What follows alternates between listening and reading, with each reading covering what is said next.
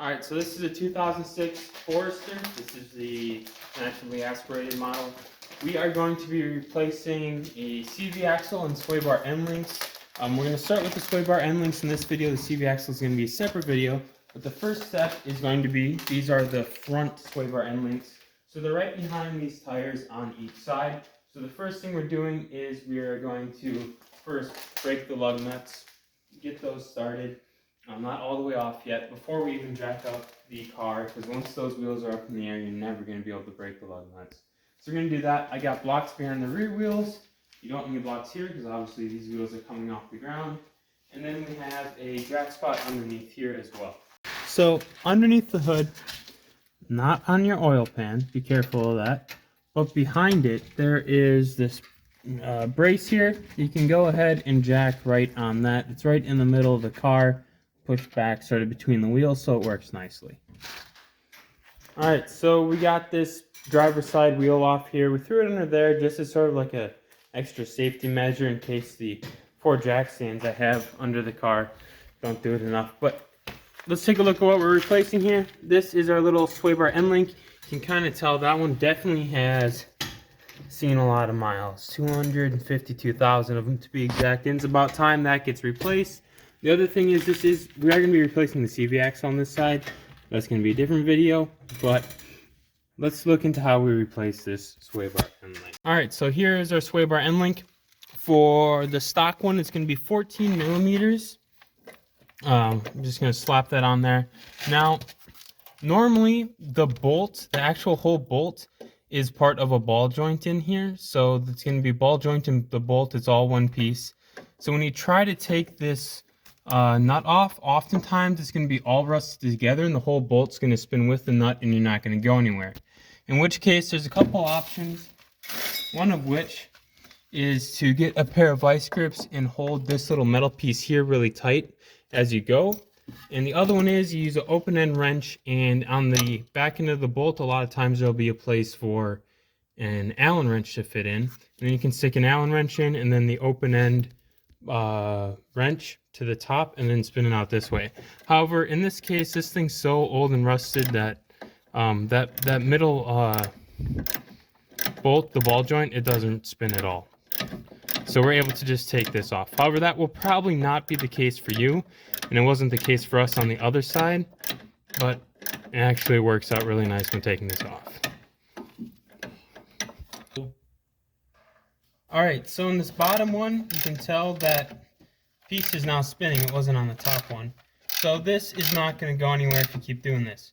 So as I mentioned before, you have a couple options. I'm going to try using a pair of vice grips, and I'm going to grab that little spinning ring looking thing. Alright, so I got this thing locked, the vice grips locked on there. Took a couple tries to get it locked in. And I'm able to now take this bolt off. Oh, I just switched directions. And I'm able to take this bottom bolt off. Now this is the easy part. The hard part is taking this one off and putting the new one on. And it can be a real pain sometimes, but there's a technique to it. You don't want to mess around since you're replacing this old one, because this one's locked in there good. I'm guessing yours is going to be too. You just cut it with a sawzall right in half and then take the both ends out.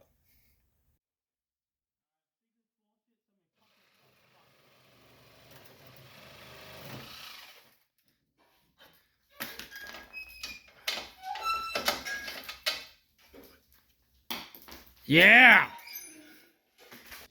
Alright, so I got the new one here. To get this in, this is the hardest step.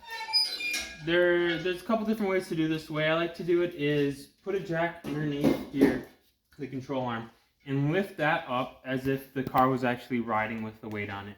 And then also, in a sticky crowbar in here. So this is going to lift that bottom piece up. And then we'll also use the crowbar to move the sway bar around. Hopefully doing both those things, after messing around for half an hour, we'll be able to get this thing back in. Also, I like to start this, it doesn't matter on this one which way is up or down. I I like to put the bottom in first. And then try to get the top one to fit. Now, I already have this jacked up, and it looks like the sway bars, there's not enough space here. So it's probably jacked up a little bit too high. So I'm going to drop this down a little bit to lower the bottom part, and hopefully we can not be an inch higher than what we need to be. Alright, so we got the combination of the jack under here lifting up and prying. It took a little bit. You just got to figure it out. There's no perfect way to do this, and it always sucks. Let's see if we can get a little bit more light on there. Alright, you don't really want to hammer too much because you know, ruin your threads on your brand new end link, but this can really turn into quite the project, and at a certain point you're willing to make some sacrifices.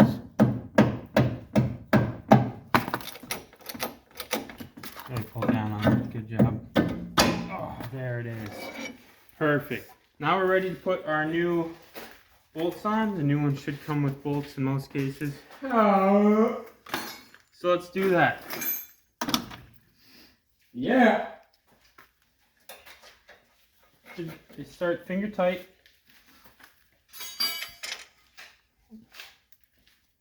And putting on the bolts, sometimes you can just go all the way without a problem. Other times you're going to have to do the same thing as when you took it off and hold on to something to prevent the bolt from spinning. In these, there's also a place for an Allen wrench to go in at the bottom of the bolt. You can use that. You can also try to grab it with a pair of vice grips. Since these are brand new, not rusted, the Allen wrench technique would probably work best. But I'm just going to go ahead and start tightening those. The new ones are a 17 millimeter. Alright, so when we're putting the bolts back on, I'm going to leave it jacked up, so that way it's actually the same way it would be as if it was driving down the road and you had weight on it. We can release this once we have the bolts back together. So right now we're just tightening up pretty good. We have the torque wrench out. The vehicle spec on this one is 34 foot-pounds. So we're going to go ahead and do that until we hear the click. And then we'll be all done with the sway bar.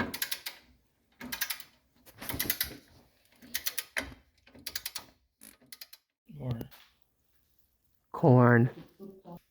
Of this corn.